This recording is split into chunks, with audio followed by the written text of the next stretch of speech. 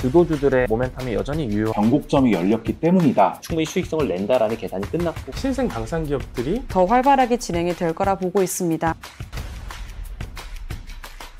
물가 우려하는 분들이 있습니다. 이거 파월이 또 12월 금리 인하도 여러 가지 고려하면서 물가가 이렇게 높은데 금리를 쉽게 낮춰줄 수 있겠냐 걱정을 하고 있는데 기업들조차 자기네 투자 비용 앞으로 캐펙스 늘리는 거에 대한 주저를 하고 있습니다. AI 관련돼서도 고물가인 얘기가 좀 나오는데 나머지 산업들은 어떨까요?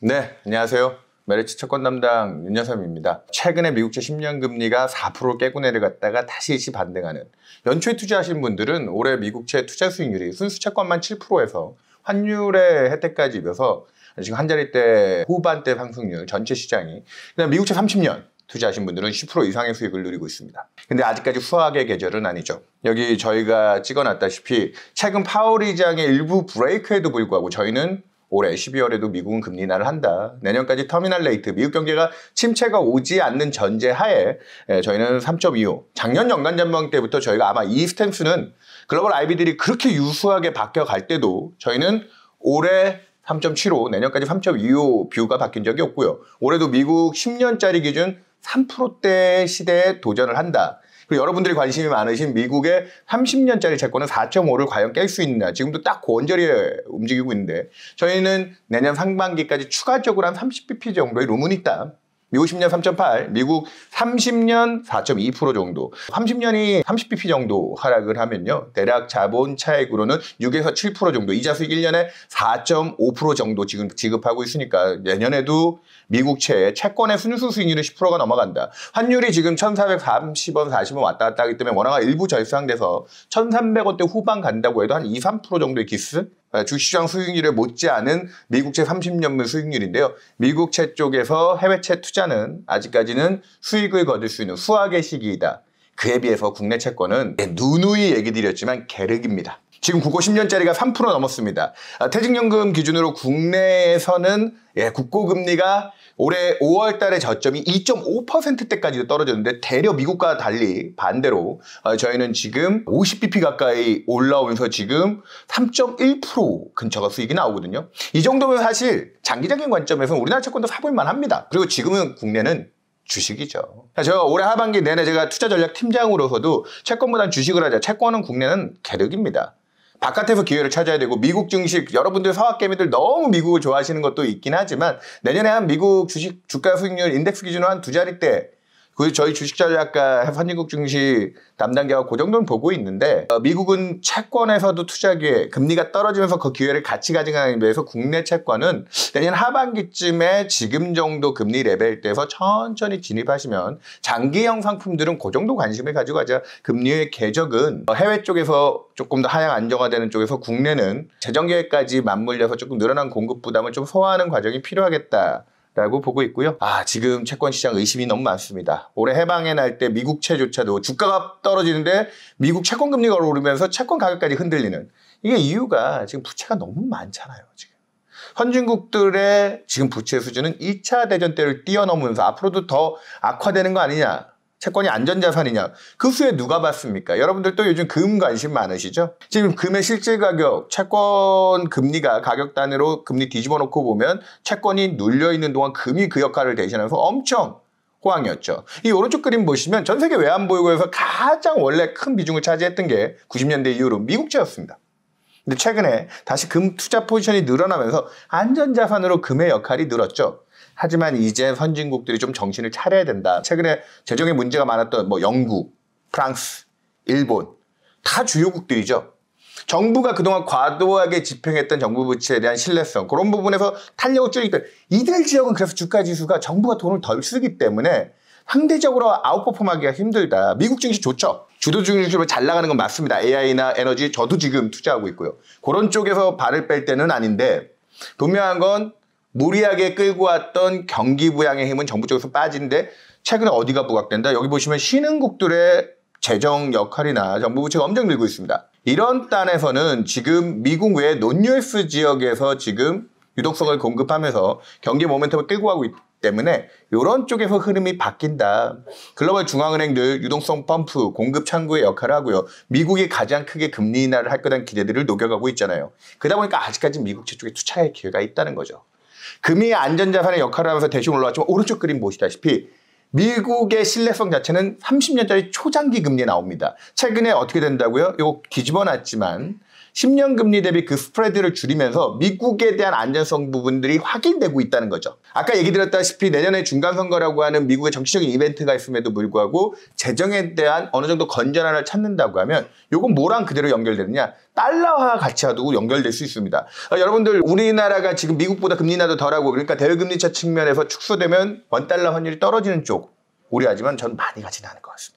왜? 미국이 안전자산으로서의 미국채의 지위가 들어간다면 원달러 환율을 일시적으로 1,400원대에 진입할 수 있지만 저희는 궁극적으로 1,300원 내외 잡혀있을 가능성이 높다고 보고 있고요. 그래서 지금 금 가격이 조정을 받잖아요. 금에 관심 있는 분들은 뭘 봐야 된다? 미국 30년 금리를 봐야 됩니다. 미국 30년, 미국채를 투자하신 분들은 지금 금을 들고 가면 안 돼요. 서로 상세 관계에서 지금 미국 30년 금리가 떨어지는 건 미국의 안전성을 보고 채권 시장으로 머니무브가 일어나는 거고 금이 그래서 요 근래에 조정을 받은 겁니다. 내년에도 저희는 미국 30년 금리가 더 레벨 다운 될 수 있다고 보고 있고 경기가 둔화되는 쪽에서 진정한 안전자산은 그동안 유동성 수혜까지 보고 올라왔던 금 쪽에서 랠리를 간다. 금이 내년에도 한 10에서 20%씩 막 이렇게 막 폭등할 것 같으세요? 올해 50%나 올랐는데 그 역할을 미국채가 할 수 있기 때문에 조금 더 안전자산 포인트에서 미국채를 좀 바라보는 시각을 유지해야 된다 얘기 드리겠고요. 미국의 경기가 분명히 침체는 아닙니다. 하지만 미국 경기가 지난 23년 2.9%, 24년 2.8% 대비 올해 얼마? 2%가 안 됩니다. 최근에 생각보다는 양호하죠. 근데 내년은 얼마? 컨센이 지금 1% 중후반대 정도 수준, 1.7에서 1.8 정도 얘기를 많이 합니다. 탄력은 빠지죠. 한편 물가는 관세 때문에 좀 저항이 있고요. 물가 우려하는 분들이 있습니다. 이거 파월이 또 12월 금리 인하도 여러 가지 고려하면서 물가가 이렇게 높은데 금리를 쉽게 낮춰줄 수 있겠냐 걱정을 하고 있는데 기업들조차 자기네 투자 비용 앞으로 캐펙스 늘리는 거에 대한 주저를 하고 있습니다. 일부 AI나 잘 나가는 기업들, M7 쪽에 있는 회사들은 계속 투자 확대하고 있지만 요즘 AI 관련돼서도 공급가행 얘기가 좀 나오는데 나머지 산업들은 어떨까요? 그러다 보니까 인플레이션이 계속 관세 위협을 부담을 극복하고 수요 없이 계속 갈 수 있느냐. 그러다 보니까 최근에 또 하나 중요한 포인트, 왼쪽 그림 전 고객분들이 잘 보셨으면 하는 그림 중에 하나입니다. 미국의 실질 주택 가격입니다. 지금 기준으로 지금 220을 향해 육박하고 있는데 이 앞에 삐죽 올라왔던 시기 있죠. 194라고 찍혀있는 이 숫자 언제냐? 서브프라임 때입니다. 물가를 배제해놓은 미국의 실질적인 주택 가격은 지금 서브프라임 때보다 높습니다. 반대로 얘기하면 이게 무슨 말이다? 물가 제재하고 미국의 주택가격이 무진장 비싸다는 거죠. 최근에 미국에 주택을 투자하거나 미국 부동산을 가지고 계신 분들한테 저 감히 얘기 드리고 있습니다. 조심해야 된다. 이 부분에서 지금 미국에서 집을 구매하기 힘든 이유. 이 얘기는 지금 미국 전체 물가에서 40%, PC의 20%가 주거비거든요, 사실. 근데 지금 3월달 이후 매달 지금 미국 집값이 전월 대비 마이너스. 그나마 9월달에 연준이 금리 인하 시작하면서 마이너스의 폭을 줄여가는 과정이다. 올해 미국이 연준이 금리 인하할 때 제일 중요한 포인트로 여러분들 미국 고용 지표가 안 좋습니다. 고용 때문에 금리 인하합니다. 이게 퍼스트 임팩트로 마켓이 주목하고 그거 단에서는 지금 의심의 여지가 없잖아요. 저는 세컨드 임팩트로 지금 투자자분들이 미국 포인트를 가져갈 때 내년도에도 경기 탄력이 빠지고 연준이 금리 인하를 더 많이 한다면 하우징 마켓, 주택시장이 이렇게 거품이 껴있고 이거에 대한 리스크가 커진다. 미국에서 집을 살려는 사람이 없어요. 집이 이제 아까 봤다시피 실질 가격 정도에서 저렇게 높은데 대출금리도 팬데믹 전후로 한 3에서 4%를 넘지 않았던 수준이 지금 얼마? 6% 중반대 대출금리 받아서 어떻게 집을 사겠습니까? 미국은 우리보다 부동산 경기에 대한 탄력이 높지는 않습니다. 하지만 지금 물가 측면에서도 가장 몸통, 주거비가 크고요. 관세발 충격이 남아있다고 하지만 자산시장에서 부동산 무시할 수 있겠습니까? 이 거품이 꺼지면 연준의 역할은 이걸 연착륙하기 위해서 저희는 내년에 3.25까지 금리 인하를 보고 있지만 생각보다 통화정책이 완화 쪽으로 가는 트럼프 대통령이 그래서 최근에 미국 주택 경기 나쁜 걸 파월 의장은 맹 비난을 하고 있죠. 고용시장은 지금 이 왼쪽 그림 제가 올해 내내 보여드렸던 그림입니다. 전혀 개선이 안 됩니다. 한번 눌려있는 이 심리는 내년도까지 미국의 이 경기 여건상 1년째 내 일자리에 대한 안전성이 없는데 어떻게 소비를 늘리고 투자를 확대하겠습니까? 미국 경제는 분명히 지금까지는 연준의 금리 인하까지 갖다 대면서 유동성 공급 측면에서 긍정적으로 보고 있지만 내년도는 밥값도 못할 거다. 탄력이 빠진다. 올해 이제 나스닥은 20% 가까이 올랐죠. 그래서 미국 증시에 열강을 하고 계시지만 내년에도 저는 두 자릿대 상승률은 가능하다 봅니다. 10%대. 근데 그 탄력은 경기 여건이 좀 위축되는 부분에서 정말 압축적으로 가게 될 거다. 미국 증시랑. 그러니까 지금 투자해놓은 여러분들이 가장 수익률이 좋은 주식에서 뛰어내리시지 않되 조금 채권가의 콜라보를 좀 고민해 보셔야 될 단계가 아니겠느냐라는 쪽이고요. 그러다 보니까 지금 무디스 같은 회사에서는 내년도 미국 경기 침체 확률을 50% 내외 정도 침체가 온다. 이런 경고를 합니다. 정말 이렇게 온다고 하면 지금 이제 주식 다 팔아야죠. 채권은 아까 제가 얘기드렸던 몇 프로 정도 수익률이 아니라 크게 강세를 갈 수 있는데 저는 이 정도라고 보지는 않습니다. 오른쪽에 보시다시피 이런 포인트가 중요합니다. 제가 챕터 1에서도 얘기했던 것 중에 내년에 정부 부채를 늘리면서 돈을 쓰는 지역이 미국이 아니라 어디라고요? 중국을 비롯한 이머징입니다. 여기도 지금 G3의 크리디 임펄스, 그러니까 미국 외에 방위비를 쓰고 있는 독일이라든지 최근에 지방부동산 포기하고 확대 재정을 확 늘리고 있는 중국. 그냥 논리화수 쪽의 주식이 좋은 거예요. 미국은 지금 재정 적자 계속 줄이고 있고요. 연준이 이제 금리 인하 들어오면서 미국의 유동성 공급의 메인 지역 역할을 못한 겁니다. 그래서 올해 주가 지수가 나쁘진 않지만 글로벌 공급되는 유동성 측면에서 미국도 좋죠. 하지만 다른 지역들이 상대적으로 미국보다 아웃퍼폼하고 있는 데는 돈을 쓰는 지역에서 기회를 찾는 것이 맞다. 그 관점에서 올해 코스피가 왜 70%나 올랐냐. 내년까지 한국 경제 좋습니까? 내년에도 2% 잠재 성장률 우리나라 하느냐 마느냐 막 이러고 있습니다. 근데 정부가 추경을 하고 예산을 늘리고 금리 인하도 할 만큼 했다. 이런 관점에서 내년에 침체는 오지 않습니다. 위험 투자에 대한 관심을 가져가야죠. 근데 미국 쪽에서는 이제 누가 역할을 한다고요? 연준이 금리를 낮춰주잖아요. 우선순위가 주식이 먼저니까 주식도 연준 금리 인하한다고 좋아하는 부분이 있죠. 채권의 가격이 비싸져서 금리가 떨어진 다음에 내년 하반기쯤에 미국 증시는 고유동성 여건에서 한 번 더 기회를 또 캐치해 봐야 된다. 저는 지금까지 내년까지는 좀 확산 구간의 흐름을 보고 있고요. 왼쪽 그림 심플하죠. 올해 주가 올라가는 거 돈이 들어오고 있기 때문에 글로벌 M2 잔액이 저기로 올라가는데 글로벌 증시는 그거보다 더 앞서갔죠. 조금 그래서 파월 의장이나 일부 정책 당국자들이 위험 자산들이 거품이 있다라는 얘기를 하고 있는데 침체는 쉽게 오지 않습니다. 두려워하지 마세요. 내년까지 투자의 시기입니다. 다만 미국 쪽에서는 투자 포인트가 올해도 상대적으로 아까 미국 30년과 미국의 S&P 500의 수익률이 비슷비슷해요. 내년에도 침체가 오지 않는 과정에서 연준의 금리 인하에 대한 기대로 30년 금리가 한 3-40bp만 빠져도 두 자릿대 수익 나온다니까요. 이자 수익 아직 4% 중반 챙기고도. 그런 부분에서 저는 채권 투자의 기회들 해외 쪽 중심으로 좀 얘기 드리는 거고요. 지금 내년에 중요한 것 중에 연준 의장이 바뀝니다. 가장 유력 인사 중에 한 분이 케빈 해셋이라고 하는 NEC 미국 경제자문위원이죠. 위원장인데 이 양반은 연준 경력이 없습니다. 그러다 보니까 트럼프의 거수기 역할로 전락하지 않을까. 케빈 해셋이 취임하게 됐을 때 채권 시장 일시적인 강세와 함께 나중에 주가 지수까지 유동성 랠리가 나올 수도 있는데 케빈 해셋이 트럼프 말 고지고대로 들어버리면 미국 금리 시장은 한번 거품이 나오고 나서 그 후유증에 휘달릴 수도 있는 후유증이 뭐냐? 인위적인 금리 인하는 인플레이션과 함께 과도한 투자로 인해서 거품을 청산하게 만들 수도 있습니다. 그런 쪽에서 연준 의장의 교체와 같은 부분의 리스크를 생각한다고 하면 채권 쪽에서의 기회가 여전히 남아있다라는 거를 염두에 두고 가시면 될 것 같고요. 자, 한국 얘기. 한국은 길게 얘기 안 드리겠습니다. 아까 제가 뭐라고 얘기드렸죠? 한국 채권은 닭날개 그 살 많이 안 붙은 지금 퇴직연금 쪽에선 저는 우리나라 국고금리 3% 넘어왔습니다. 왜냐면 기준금리가 2.5에서 그래도 한 번은 더 낮춰주지 않을까 보고 있기 때문에 기다려봐야 되는데 내년도에 저희 당사가 얼마 보느냐 2% 봅니다. 저희 당사가 좀 딴 데보다는 조금 높게 보는 편이죠. 그러다 보니까 밥값은 할 수 있으니 채권보다는 위험 투자. 코스피가 4,000포인트를 뚫고 올라왔죠. 그러면서도 지금 이제 어느 정도 좀 거품이 낀 게 아닌가 하지만 우리나라 버핏 차트로 놓고 보면 한국 증시 아직 그렇게 글로벌리하게 성장세 대비 높다고 얘기할 정도는 아닙니다. 저는 최소한 미국 채 투자까지 못하겠다 하시면 미국 주식하고 한국 주식은 올해 이미 같이 섞어서 갔어야 돼요. 한국 주식의 비중을 아주 높게 가지 못했다고 하더라도 리테일 단에서는 그런 데에 대한 관심들을 좀 많이 가져가셔야 되고요. 왼쪽 그림 보시면 우리나라 최근 몇 년간 경기가 부진해서 파인 구덩이가 있습니다. 그러다 보니까 요 근래 부동산 때문에 아예 금리 인하 못하는 게 아닌가 하는데 저희는 아직 한 발 정도는 할 수 있겠다. 최근에 채권시장 국고 3년 금리가 2.7%가 넘어갔거든요.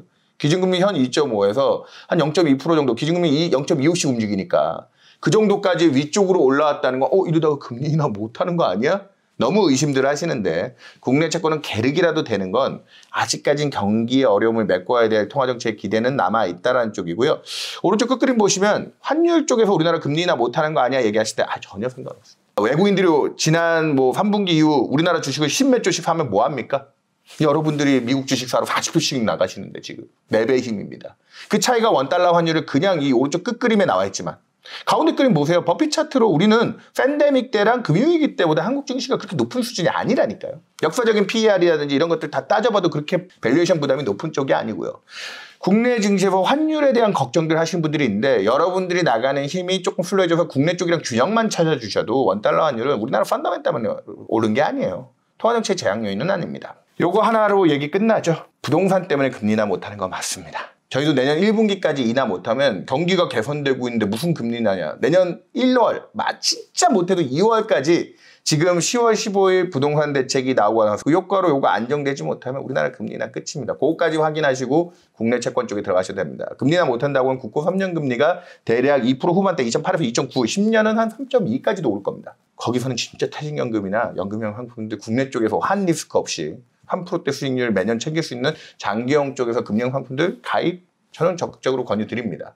우리나라가 갖고 있는 구조적인 문제들을 생각하면 내년도까지 지금 정부가 돈을 써서 경기 부양을 하고 확대 재정을 하고 있는 과정에서 국내 채권은 자본 차익을 거둘 때는 아니에요. 금리가 떨어져서 채권의 가격이 오를 때는 아니에요. 다만 싸지면서 이자를 많이 주는 쟁겨놓고 갈 정도의 기회죠. 그러니까 미국은 지금 트레이딩을 해서 돈을 벌 때고 국내는 어느 정도 싸게 이 높은 이자 수익을 챙겨야 되는 과정. 내년 상반기까지 미국 차 하다가 내년 하반기는 국내 차로 갈아타는 게 전 적정하다고 봅니다. 빨리 타이밍을 보면 금리 인하가 내년 1분기에도 못했다면 3, 4월 달부터 그 아까 높아진 금리 때에서는 여러분들의 장기형 자금들을 비축해야 되는 쪽은 한국 채권도 보자. 자, 이제 결론 마무리 짓겠습니다. 요거 국민성장펀드라는 지금 주식시장에는 어마어마한 호재, 채권시장에 어마어마한 악재가 있었습니다. 여기 나와 있죠. 이거 다 뭡니까? 지금 엔비디아 GPU 칩을 26만 개나 산다. 여기 AI에 정부가 지원해서 30조 원 투자하고요. 여기 나와 있는 이 카테고리대로 돈 투자하는 대로 지금 한국 주식시장에 포트폴리오 짜서 대장주들만 들어가셨어도 여러분 올해 수익률이 어마어마하셨을 겁니다. 근데 채권은 여기서 반대로 이용을 당하는 거죠. 내년 초까지는 분명히 우리는 기업들 중심으로 경기가 좋아지는 쪽에서 금융 쪽에서 유행하는 정책 단어가 이거죠. 생산적 금융. 생산적 금융에서 채권 쪽보다는 기업들이 생산하는 과정에 지원을 주는 쪽의 혜택은 주식시장이 더 좋을 수 있다. 미국 10년은 아래로 3, 40bp, 우리는 위로 2, 30bp 그 정도의 경기 사이클이 엇갈리고 있기 때문에 채권시장에 같이 다니지 않습니다. 올해 내내 그랬습니다. 내년까지 그 부분들 잘 활용하시면 내년에도 침체 운운하면서 투자의 리스크가 커지는 거 아니냐 그런 쪽보다는 국내 주식과 미국의 채권을 잘 섞다가 하반기에는 이제 좀 싸진 자산들을 다시 재집행하는 쪽에서 기회를 가지신다면 이 신뢰의 시대, 신뢰를 저버리지 않는 쪽에서 안전자산으로의 채권의 역할은 여전히 유효하다. 이렇게 말씀드리겠습니다. 예, 이상입니다.